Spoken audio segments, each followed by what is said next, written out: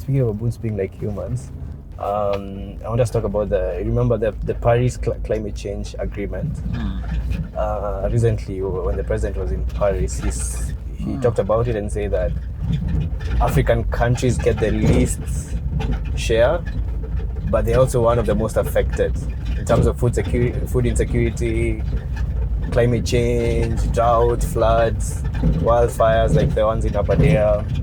We've had the testimonies from my dear sister Motley, from the Prime Minister of Pakistan, from the Sahel, from what is happening in Malawi, in Zambia, in Mozambique, what's happening in the Horn of Africa where I come from. We've lost millions of livestock because of drought.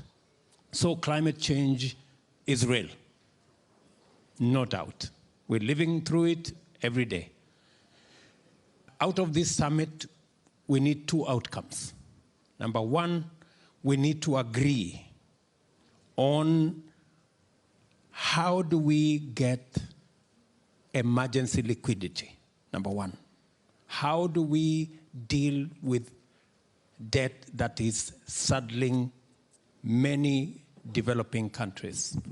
And how do we get additional money in the context of what Motley said in the morning, urgency and scale? How does that work? How do carbon taxes work?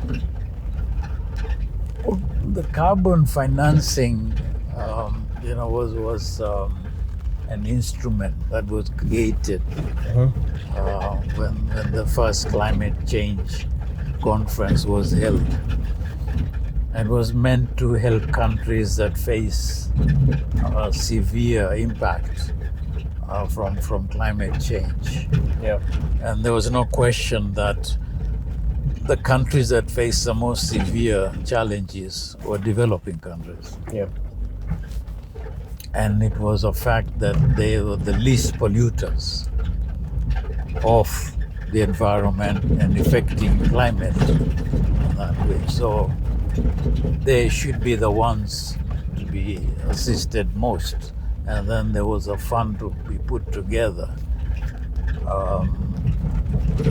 as a whole. But there were several funds, then they were established, Global Climate Fund and so on, to help these countries directly. And from what was, I can't remember the figure, but from what was initially agreed upon, I think a fraction of that was actually released. And it was released through these established funds, which were controlled by the parties that contributed, most to the fund. So the African countries really couldn't access it in the way they thought they would to help them at a scale that would make a difference. And that, I think, has been the story throughout since the fund was established. And there's a continued demand for funding to help these countries develop adaptation strategies and help farmers, for example, with inputs to improve, helping farmers with training on new methods that are more resilient to climate change and so on. So that's what you see now. Still there's this running argument that we are not getting what we should get. What we were promised we would get. Considering we are the least polluters. Exactly, and we are now the ones facing the most challenges. We are getting the worst of climate change. Whereas developing countries have already established their own schemes, their own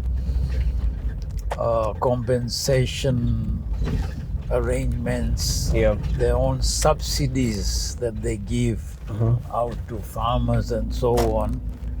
So I think they already organize themselves in terms of helping themselves to face climate change. But of course, as you know, I mean, climate change is not something that you can 100% solve Yeah. the problems. You can see the fires that are taking place. You can see the floods, and they still suffer the same. Yeah. And I think from the holistic picture of it, from the way I see it, I think they're getting the worst of it. Yes, with hurricanes and Yes, earthquakes and exactly. yeah. But they have managed to cushion themselves because they have the resources. Yeah. Yes, they've suffered. People have lost lives and properties. But if something similar like that was to happen here, Yeah. God forbid, Yeah.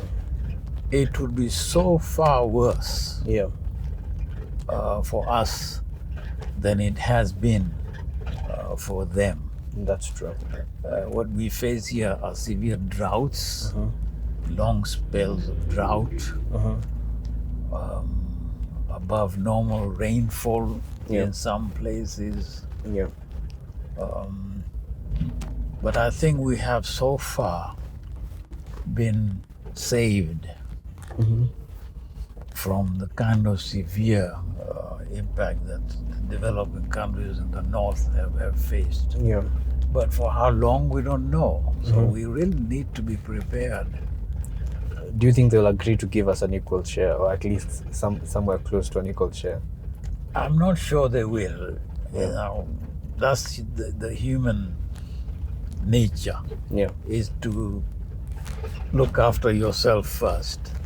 So personally, I don't think we'll ever get to a point where you will get, as African countries, what you think you should get. So what do? Do you just sit back and cry every time you meet? Yeah. Or develop your own? Develop your own system, yeah. That's your true. own funding, your own mechanisms, your own strategies. Yeah. Policies that help the community. Exactly, and I think that's the way to go. Right now, some countries are. Kenya, I think, is trying to do its best, and maybe other countries as well. But I don't think we've really taken a serious look at ourselves and see what we can do for ourselves. And because we have so many other challenges, how do you split that national cake to now give more to climate change, adaptation and resilience, and how much now do you give to education and health and so on? Yeah. And then, of course, climate change still is considered an environmental problem. It hasn't factored in the minds of the financial authorities that actually it's also to do with survival of the citizens through food security and so on. So you don't see as much attention really as it should. If you're spending billions in defense and less on agriculture, obviously you haven't quite understood the importance of food security to the level that it should be. Yeah. Well, that's my opinion.